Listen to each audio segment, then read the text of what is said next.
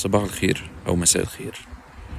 حد يفهمني، هو التطوير معناه إن احنا نبني ونعمر، ولا إن احنا نبوظ ونخرب؟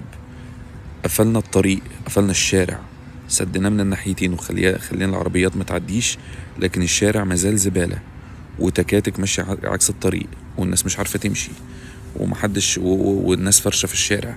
زي ما حضرتك هتشوف دلوقتي، ده شارع خالد بن الوليد، المفروض انه كان يبقى معمول على نفس طراز شارع النبي دانيال في محطة الرمل. اتفرج كده حضرتك وقول لي ايه رأيك.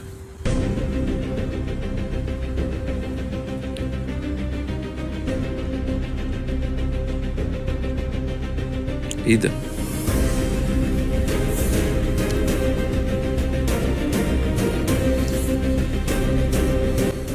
ده ما يرضيش ربنا، والله العظيم ده ما يرضيش ربنا.